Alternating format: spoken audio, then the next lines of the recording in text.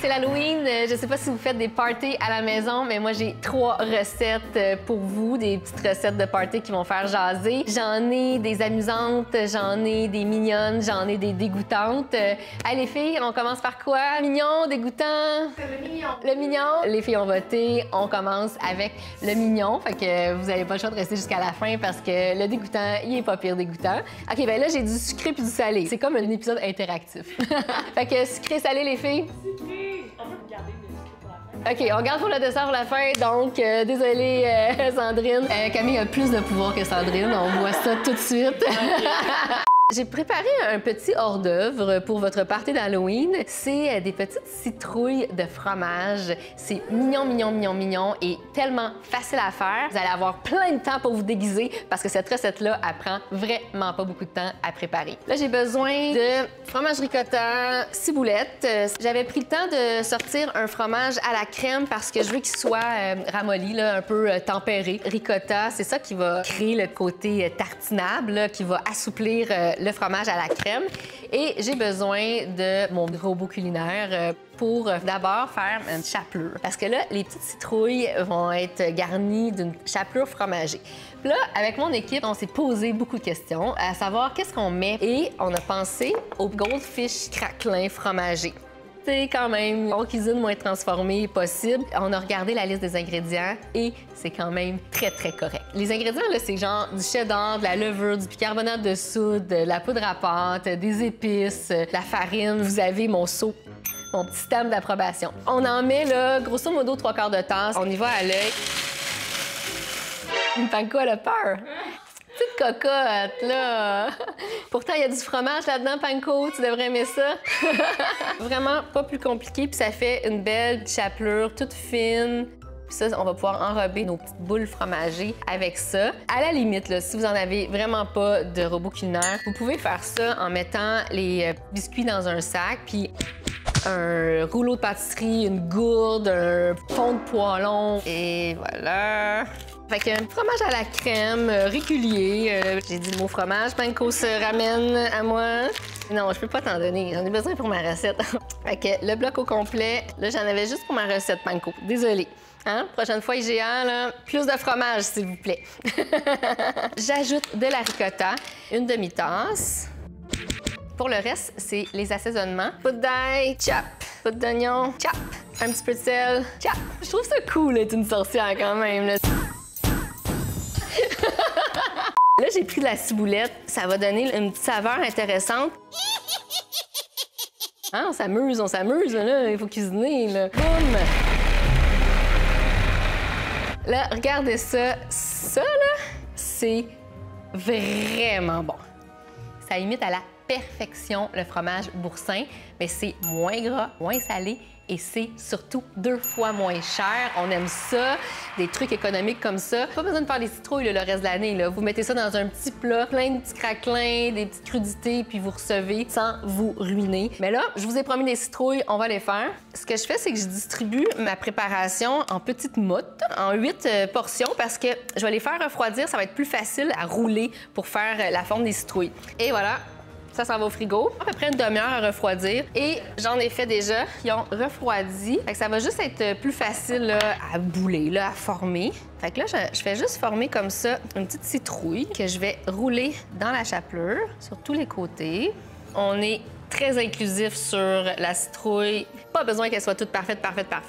On les aime toutes différentes. Ce que je fais là après, c'est pour imiter la forme d'une citrouille. Je vais faire comme ça des craques. J'avais gardé la ciboulette pour faire une tige. Tadam! Qu'est-ce que vous en pensez? Cute! C'est cute, hein? Hey, c'est pas plus compliqué que ça. Moi, j'aime ça, les recettes qui look, mais qui sont pas compliquées à faire. Parce que souvent, on voit sur Pinterest, sur Instagram, des projets. Tu sais, des chauves-souris, puis des mains de cadavres, puis des affaires hallucinantes. C'est d'une grande beauté, mais c'est tellement complexe à réaliser. Moi, j'ai pas de temps. Pas le temps de niaiser. Mais là, une petite citrouille comme ça, y a pas personne qui peut résister à ça quand on met ça sur une table. Tout le monde est déguisé, l'ambiance est festive, puis là, on peut se régaler. J'adore. Bon, on a réglé le salé. Prête pour le sucré? Alors, on y va. Yeah, il y a de l'enthousiasme dans le studio! Prête pour le secret! J'aime ça! J'ai des chaussons fruités à vous proposer. Vous pouvez les faire à l'année. Mais là, dans le temps de l'Halloween, vous les transformez en petites momies. C'est mignon comme tout. Super facile à faire aussi. Et c'est une recette au air fryer. Tadam!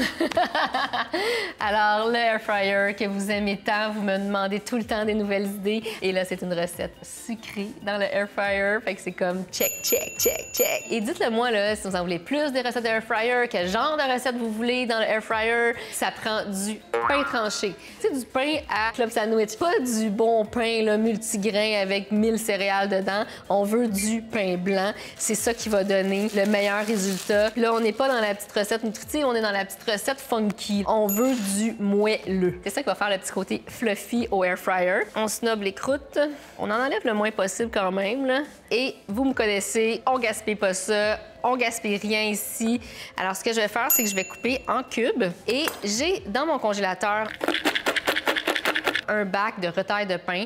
Alors, les petits bouts de croûte, les petits bouts de baguette, les petites tranches qu'on snob là, au début ou à la fin du pain tranché, je les mets dans mon congélateur, puis je le coupe en dés avant de le congeler. Tu sais, des fois, on a tendance à mettre nos restants de pain en blocs, là, en morceaux, puis là, ça devient dur comme la roche. On veut pas ça. Ce que je ferais rapido, c'est que je casse 2-3 œufs, je mets du lait, du sirop d'érable, je verse ça par-dessus directement dans ce plat-là. Je mets ça au four et ça me fait un pudding au pain ou un pain perdu, là, vraiment délicieux. Je sers ça avec de la crème glacée, puis c'est réglé. Là. Ça, c'est un petit dessert de soir de semaine que j'adore faire. Puis dans mon nouveau livre, dans Sucré, il y a un pudding au pain chômeur, là, avec vraiment la sauce au caramel du pudding chômeur. Il est écœurant. Puis il y en a aussi dans Réconfort sans effort, un autre de mes livres, un pudding au pain s'mores, là, fait avec du chocolat puis des guimauves. Fait que c'est deux options vraiment le fun pour passer les restes de pain. Je mets tous les détails pour vous procurer mes livres, pour les retrouver et des conseils anti-gaspillage de pain parce que moi, mon but, c'est de vous faire économiser, de vous simplifier la vie puis vous donner des trucs pour pas gaspiller puis d'aller plus loin avec les aliments. Alors, croûte gérée, maintenant, on s'attaque à la petite mie et là, on veut l'écrapoutir. Les enfants qui s'aventurent dans mon manoir. C'est ça qui arrive. Non, je suis fine, moi. J'ai une sorcière gentille. Venez, les petits enfants, j'ai des bonbons. Très satisfaisant. Je vous le recommande fortement. Alors, Coco, je vais battre l'œuf. Bon, et voilà. Je vais juste ajouter une cuillère d'eau pour assouplir le tout. Je badigeonne les bordures. C'est ce qui fait que ça va coller puis ça va former un chausson. Maintenant, à l'intérieur, je vais mettre de la confiture et des fruits. Moi, je vais y aller avec une confiture de framboise puis des framboises. C'est mon mix préféré, mais vous pouvez y aller avec une confiture de petits fruits, avec des bleuets. Puis j'aime ça, le côté rouge un peu sanguillonnant pour l'Halloween. Mettez-en pas trop parce qu'on veut pas que ça déborde. Je vais tout de suite préchauffer mon air fryer. Pendant ce temps-là, je vais ajouter sur ma confiture des fruits. Ça peut être frais, ça peut être surgelé. Prenez ce que vous avez, genre 2 framboises. C'est tout dépendant, là, si elles sont petites ou grosses. Là, après, là, je viens faire une pochette, petite momie. Puis, tu sais, si ça fait un petit peu, c'est 0 grave parce que c'est du pain qui est moelleux. Puis, du pain moelleux, c'est fait comme une colle là, quand on presse. Fait que ça va fusionner. Quand j'ai bien fermé mes pochettes avec la fourchette, je vais venir presser pour bien sceller le pain. Ça y fait comme une cicatrice là, à ma momie. Là. Elle l'a pas eu facile, cette momie-là. Dernière étape avant le bain de chaleur dans l'air fryer, c'est de badigeonner avec le restant du coco pour la dorure. Donc, on veut badigeonner le pain des deux côtés. Faites confiance au processus. Ça va donner une croûte bien dorée, bien croustillante. Pendant cette pause badigeonnage, je voulais lever mon chapeau de sorcière à mon partenaire IGA, le remercier pour tous les ingrédients qu'il me fournit pour faire mes recettes, pour faire tous les tests.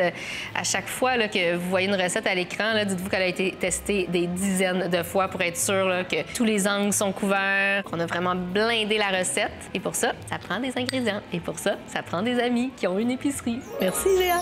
Le air fryer, c'est une friteuse à air. Donc, il y a des ventilateurs à l'intérieur l'intérieur, qui propulse de l'air super chaud et c'est ça qui fait que c'est croustillant. Mais les ventilateurs, ça fait ballotter le papier parchemin. Fait que si le papier parchemin il est trop grand ou il est trop lousse, il va venir se coller sur les aliments et on n'aura pas de croustillance. Donc, on veut vraiment tailler le bon format de papier parchemin et vraiment répartir les ingrédients sur toute la surface du papier parchemin pour pas qu'il y ait de petits volets, OK? Ça, là, vous pouvez vous faire à un moment donné ou confier à un enfant de votre choix la tâche de faire des petites formes. Comme ça, à chaque fois que vous avez besoin de votre air fryer, vous avez vos formes déjà prêtes.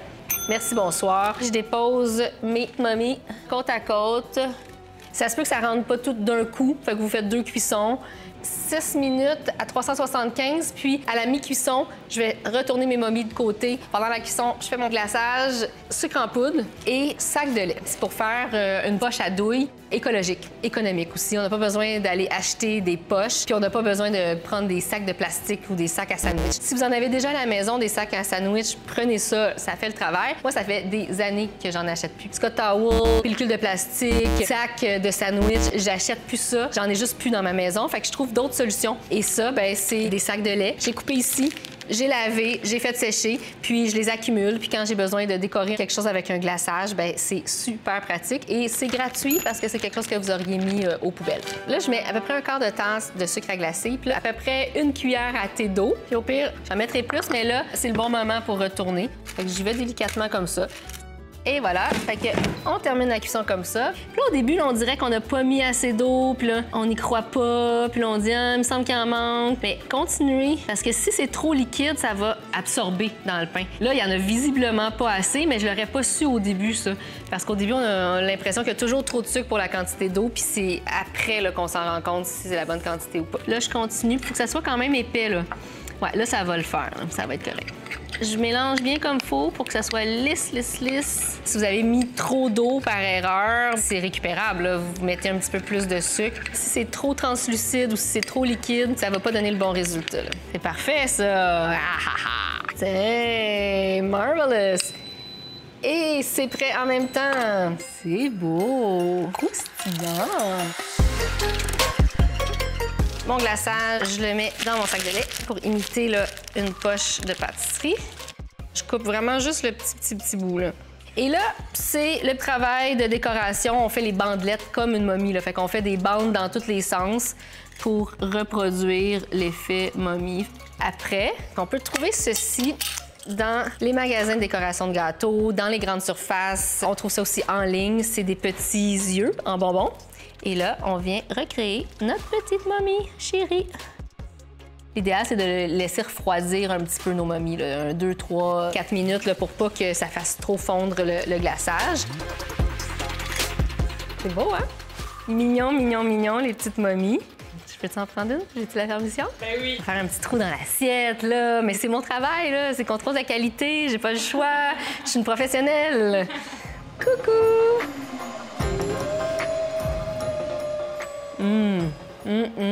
C'est fruité, c'est pas trop sucré. C'est vraiment le fun. Alors, deuxième recette, check! C'est réglé. La troisième, c'est la plus dégoûtante. Estomac sensible, s'abstenir. On fait un milkshake à la bave de troll. Ça vous parle? Hein? Ouais. Ah ouais? Oui! C'est ça! Ça marche. Évidemment, c'est comestible. C'est même pas juste comestible, c'est même très bon, cette recette-là. Et c'est une recette que vous pouvez faire à l'année parce que c'est un milkshake à la vanille et au pistache. Alors, c'est délicieux, mais je l'ai juste tweaké un petit peu pour pouvoir faire une version dégoûtante pour l'Halloween. Alors, ce que je vous propose, c'est de faire la version pas dégoûtante en premier pour vous montrer à quel point ça peut être super appétissant. Puis ensuite, je vais vous montrer les petits ajustements pour faire la version Halloween. Ça vous dit? Alors, ben, hein, oui. Oui, ça vous dit? Oui! Ouais, bon, OK. Vous sortez les verres que vous avez à la maison. Pour la version appétissante, là, je prends un petit verre tout simple, mais pour la version dégoûtante, vous allez voir, on va sortir le grand théâtre, le grand jeu. Ça va être super beau dans un verre à martini, dans un verre à cocktail. On veut sortir nos verres fancy. Fait que là, on prend du beurre de pistache ou de la crème de pistache, selon ce qu'on trouve, et puis on regarde les ingrédients. Puis si on voit juste pistache, ben là, ça, c'est du beurre de pistache, c'est pas sucré. Il faut ajouter un petit peu de sucre en poudre. Ici, j'ai crème de pistache. Ça, il y a de l'ajout de sucre, alors il est prêt à être utilisé caramélisé. C'est décadent, c'est super bon. D'ailleurs, dans mon livre Dans Sucré, il y a des biscuits au chocolat et à la pistache, là. Très, très, très, très solides, ces biscuits-là. Toutes les informations pour mon livre vont être en dessous de la vidéo. Mais là, regardez-moi ça comme c'est gourmand. Ça, c'est une découverte à faire. Et là, ce qu'on fait, là, c'est qu'on va venir prendre de la crème de pistache avec le dos de la cuillère. Fait qu'on veut vraiment la mettre à l'envers. Puis, on va venir faire une trace comme ça dans notre verre. Une petite lichette, là. On veut que ça soit chic. Comme ça. Et puis, on fait la même affaire avec la bordure ici. On vient en mettre un petit peu là, le long de notre verre. C'est pas grave si c'est pas parfait, parce qu'on va venir y coller des pistaches concassées. Super important, on les prend non salées. Je vais faire ça le plus fin possible pour que ça tienne bien, que ça colle bien sur le bord de mon verre. Et là, coller comme ça sur le rebord pour un petit effet gourmand. Regardez comme c'est beau! Alors, il manque juste ce qui va à l'intérieur, notre lait frappé. 3 ingrédients, du lait glacé et notre crème de pistache. Le lait glacé, dans le fond, c'est moins gras que la crème glacée. Fait que j'aime ça prendre ça dans mes desserts. Si je fais un sundae, ben, je vais y aller avec la crème glacée, mais quand je mélange ça avec plein d'ingrédients, on n'y voit que du feu, puis ça nous permet vraiment d'avoir quelque chose qui va être un petit peu plus léger. Là, je mets une bonne grosse tasse et quart, une demi-tasse de lait. On y va! Fait que là, j'ai fait un premier tourbillon et là, je vais mettre une cuillère à soupe de crème de pistache. Ça va donner une coloration verdâtre, mais ça va donner surtout un super bon goût.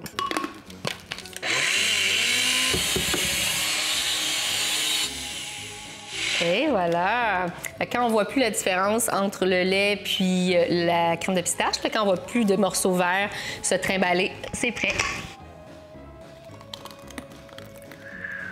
Et voilà! Regardez comme c'est beau, c'est chic, chic, chic. Ça, là, on peut faire ça avec du Nutella puis des noisettes, on peut faire ça avec des arachides, du beurre d'arachide, on peut faire ça avec n'importe quel mix de beurre de noix et de noix pour avoir cet effet-là de milkshake gourmand. Et là, si on veut avoir le milkshake vraiment dégoûtant, bien là, ça prend des pistaches parce que c'est le côté vert là, que j'aimais. Là, j'en ai fait un petit peu plus pour faire ma version dégoûtante. Vous êtes prêtes? Yes! Pas sûr que vous êtes prêtes. J'ai mon beurre de pistache, j'en mets comme ça. Et je vais mettre une cuillère de lait. En ajoutant le lait, ça devient encore plus comme vert kaki swamp. C'est appétissant, hein? Mais tu sais, les trolls, là, ils habitent pas dans des champs de fleurs, là. Ils habitent dans des marécages. Fait qu'il faut avoir ce petit côté-là vaseux, là. Petite affaire ici, comme ça.